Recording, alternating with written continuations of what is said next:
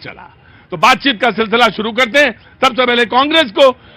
जी देखिए, पार्लियामेंट में जब भी विपक्ष का कोई भी नेता खड़ा हो के अडानी, प्रधानमंत्री जी ने बोला, जी जी मैं मुद्दे पे बात करता हूं। प्रधानमंत्री जी ने आज ये बात कही कि आप जनता के साथ धोखा दे रहे हैं, सत्ता के भूखे लोग कुछ भी कर सकते हैं। जी, अडानी शब्द बोलते ही अर्जेंट सुनाई देता है, स्थगित कर देते हैं। क्यों संसद में अडानी पर बोलने पर इनको इतनी तकलीफ होती है कि चर्चा से भाग? मैं आपसे एक बात कहता हूं, आपने तो एक गठबंधन बनाया जिसका INDIA है, इंडिया है ना, INDIA। मैं ये जानना चाहता हूं उसमें कितने लोग आपके साथ हैं, कितने लोगों ने इस मुद्दे पे आपका साथ छोड़ दिया? ये सवाल तो आपसे भी पूछा जाना चाहिए। देखिए, कल की तस्वीरें आप भूल गए क्या? कल जब हेमंत सोरेन साहब जब शपथ ले रहे थे तो इंडिया गठबंधन के सभी साथी साथ में एकजुट होकर खड़े थे। लेकिन क्या आज CM महाराष्ट्र में चुना गया है? एक हफ्ता हो गया, और यही अगर महाराष्ट्र में इंडिया अलायंस की सरकार बनती तो ये लोग राष्ट्रपति शासन की बात करते। राष्ट्रपति शासन लग जाना चाहिए महाराष्ट्र की जनता का। अरे, आप तो सोयाबीन के किसानों के लिए कर दी थी घोषणा, आपने तो कहा था आप सरकार में आ जाएंगे। इतना समय क्यों लग रहा है? एक हफ्ता हो गया ना, अब तो महाराष्ट्र के लोगों ने हाजिरी भी दे दी। मैं आपकी इस बात का जो आखिरी वाक्य मैं दे रहा हूं शुभेंदु, मैं आखिरी वाक्य की आपकी सराहना करता हूं। जैसे ही चुनाव खत्म होते हैं, मुद्दे न जाने कहां विलीन हो जाते हैं, पता ही नहीं लगता, जैसे वो बादल आए और उड़ के चले गए कहीं। मुद्दे ही नहीं पता चलते, जवाबदेही है या नहीं है, किसी की है या नहीं है। मैं ये जानना चाहता हूं, आपको फुर्सत नहीं और आप जवाबदेही करते नहीं। जहां होनी चाहिए, जहां पंचायत में होनी चाहिए, देश की सर्वोच्च पंचायत में, वहां पे हो हल्ला है, हंगामा है। तो सवाल यह है कि जनता पूछे और अपनी बात को रखे तो कहां रखे? मैं आपसे पूछ सकता हूं, आपने ये बात क्यों नहीं उठाई कि महंगाई है, आपको बात कहनी चाहिए, लेकिन संसद के अंदर कहनी चाहिए, जवाब तलब करना चाहिए सरकार से। तो सकारात्मक राजनीति करते हैं हम, महंगाई, बेरोजगारी, सब मुद्दों पर बात करते हैं। ये क्या राजनीति कर रहे हैं? बटेंगे कटेंगे और ये कहते हैं कि हम तो सरकार में आ गए। ये हमेशा नकारात्मक राजनीति करते हैं। मैं आपसे आज एक बात पूछता हूं, मुझे अच्छा लगा कि आपने सोयाबीन की बात उठाई, किसानों की बात उठाई। किसान महाराष्ट्र में जहां पे आत्महत्या होती है वहां का सवाल है, बहुत अच्छी बात है। आप तो संविधान की किताब लेके चलती है ना, जब शपथ लेती है तो संविधान की किताब लेती है। तो मैं ये आपसे जानना चाहता हूं कि संसद को चलने देने में आपका कौन सा, संविधान का कौन सा पन्ना है जहां पे आप आके रुक जाती हैं? नहीं तो संविधान पार्लियामेंट चलाने का किसकी जिम्मेदारी है? ये तो सत्ता आपकी कोई जिम्मेदारी नहीं, हमारी जिम्मेदारी, आपका कोई नैतिक नहीं, हमारी जिम्मेदारी है। हम जनता के मुद्दे उठाना चाहते हैं। ये लोग क्यों अड़जन कर देते हैं? राइट, वो कहते हैं कि आप अड़जन कर देते हैं। भैया ये कह रहे हैं कि महाराष्ट्र में सरकार नहीं बना रहे हो। 233 सीटें आई हैं 288 में। अब तो कांग्रेस की फिगर 10 से भी कम होने वाली थी। सरकार भी बनाएंगे, चीफ मिनिस्टर भी बनाएंगे, आप चिंता मत करो। दूसरा चीज, मैं एक और चीज कहना चाहता हूं। संविधान और वहां पार्लियामेंट, वहां पे सभी विषय तय होने चाहिए। महंगाई क्यों नहीं तय होनी चाहिए? मणिपुर क्यों नहीं तय होना चाहिए?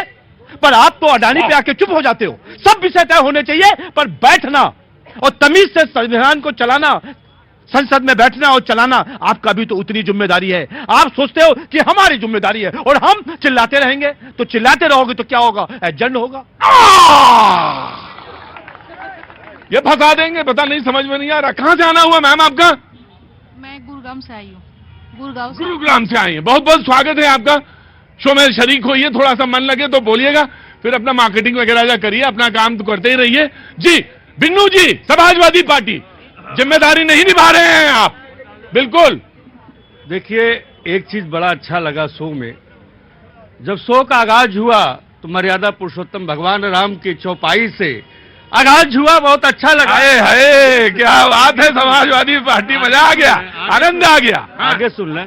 लेकिन कष्ट जब होता है, मर्यादा पुरुषोत्तम भगवान राम ने मर्यादा को निभाते हुए केवल एक शंका पर उन्होंने क्या कर दिया, और इस EVM पर, इस लोकतंत्र पर इतनी शंकाएं हैं लोगों की।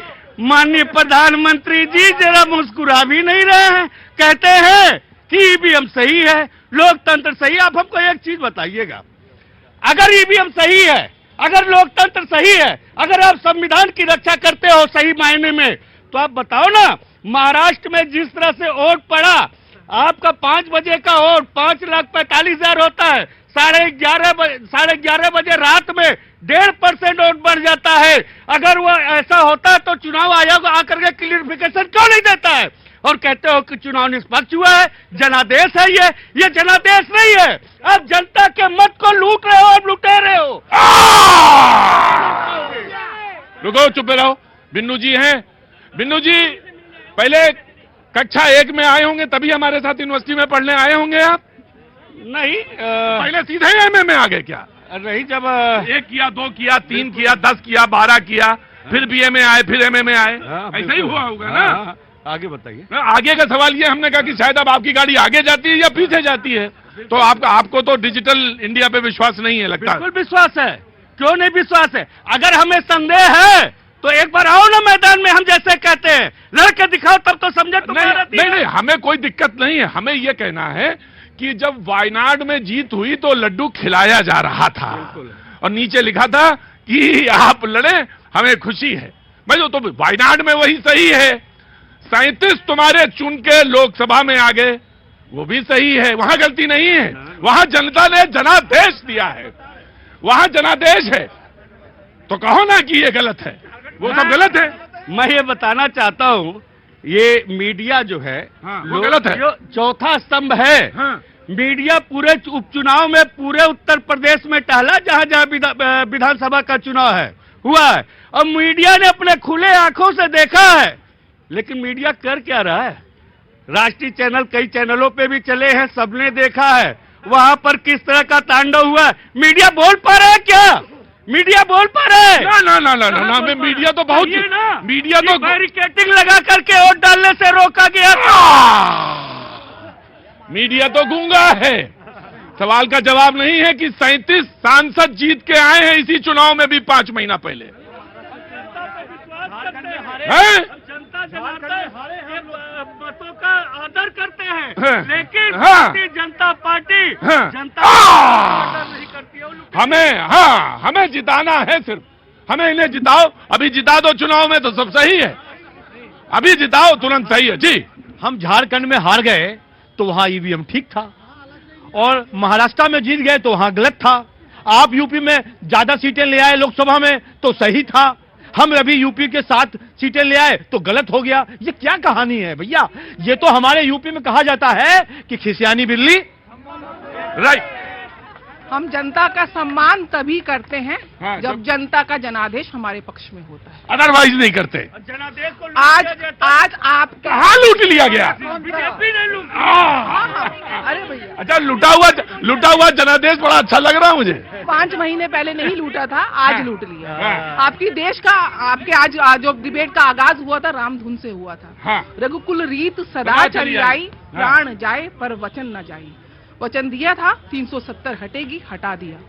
वचन दिया था राम मंदिर का निर्माण होगा, आज राम की धुन से पूरा देश जय श्री राम के राजघोष से आकर है। वचन दिया था देश को आर्थिक अवस्था में सबसे बड़े लोकतंत्र के ऊपर देखे जाएंगे, तीसरी अर्थव्यवस्था है। वचन दिया था देश के रक्षा तंत्र को मजबूत करेंगे, आज देश का रक्षा तंत्र चौथा बड़ा रक्षा तंत्र है। वचन दिया था कि देश की इकोनॉमी के साथ साथ देश को हम युवा को आगे बढ़ाएंगे, तो आज आप देखिए किस प्रकार से एंटरप्रेन्योरशिप को आगे बढ़ाया जा रहा है।